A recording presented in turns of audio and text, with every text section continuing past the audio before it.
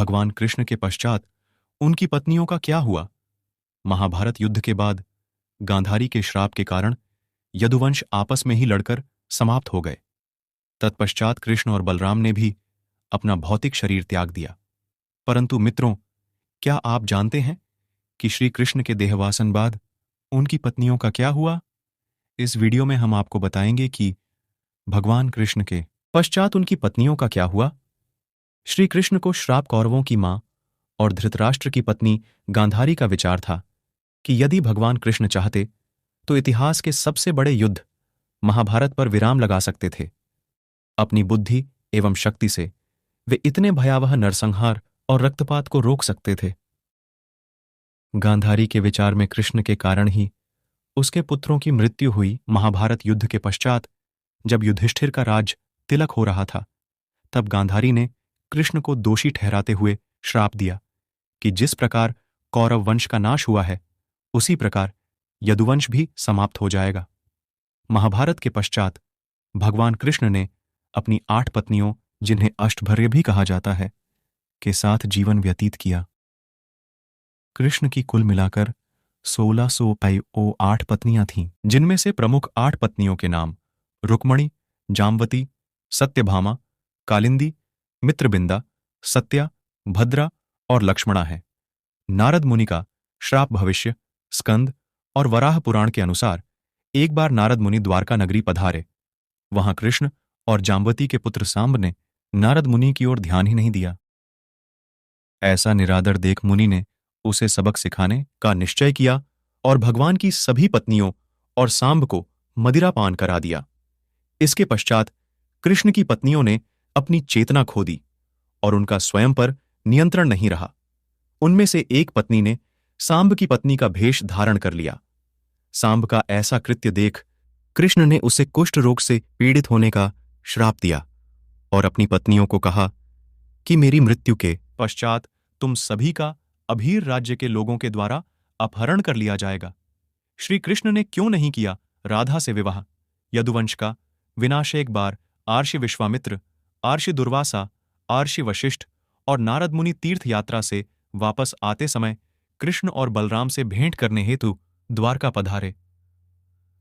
वहां सांब सहित यदुवंश के कुछ युवाओं ने महर्षियों को देख उनका उपहास किया, जिस कारण महर्षियों ने सभी यदुवंशियों को श्राप दे दिया। इस श्राप और गांधारी के परिणाम स्वरूप किसी कारणवश सभी यदुवंशी आपसे में ही लड़ने लगे और इस लड़ाई ने इतना भयंकर रूप लिया कि यदुवंश समाप्त हो गया। भगवान कृष्ण के पुत्र और पौत्र सभी की मृत्यु हो गई। यदुवंशियों में केवल कृष्ण के प्रपौत्र वज्र ही जीवित रहे। वज्र अनिरुद्ध का पुत्र थे और अनिरुद्ध प्रद्युम्न के पुत्र थे। श्री कृष्ण का देहवासन महाभारत के मौसल पर्व के अनुसार श्री कृष्ण और बलराम ने अपने भौतिक शरीर त्याग दिए। अर्जुन ने कृष्ण और बलराम की पत्नियों को उनके पतियों की मृत्यु के विषय में कुछ नहीं बताया। उनकी पत्नियों एवं संतानों को अर्जुन इंद्रप्रस्थ ले जा रहे थे। रास्ते में इतनी महिलाओं की रक्षा के लिए केवल एक योद्धा को उपस्थित देख अभीर वर्ग के लोगों ने उन पर आक्रमण कर दिया और कृष्ण की पत्नियों सहित सभी को बंदी बना लिया, जो स्वयं कृष्ण भगवान का उनकी पत्नियों के लिए दिए गए श्राप के परिणाम स्वरूप हुआ। भगवान के इस संसार से जाने के पश्चात अर्जुन ने अपनी शक्तियां खो दीं, क्योंकि अर्जुन को जिन कारणों के लिए अपनी शक्तियों का उपयोग करना था, वे सभी अब पूरे हो चुके थे। अर्जुन ने यदुवंश के लोगों की रक्षा का हर संभव प्रयास किया, परंतु उसके सभी शस्त्र भी अब असफल हो रहे थे।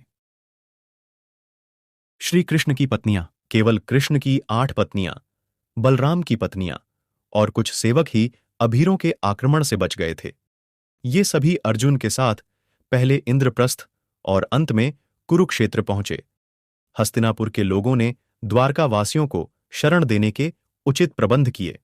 अर्जुन ने सभी को राज्य में उचित स्थान देकर अपना कर्तव्य पूर्ण किया और अंत में भगवान कृष्ण के प्रपौत्र वज्र को मथुरा का राजा बनाया।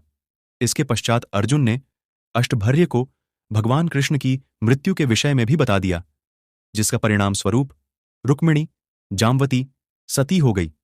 और सत्यभामा समेत अन्य पत्नियां वन में तपस्या के लिए चली गईं। ये सभी केवल फल और पत्तों के आहार पर जीवित रहकर भगवान श्री हरि की आराधना करती रहीं।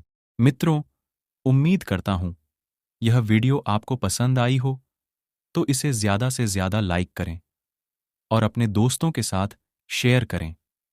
अगर चैनल पर नए हैं तो चैनल को सब्सक्राइब करें। मिलते हैं नेक्स्ट वीडियो में। तब तक के लिए राधे राधे।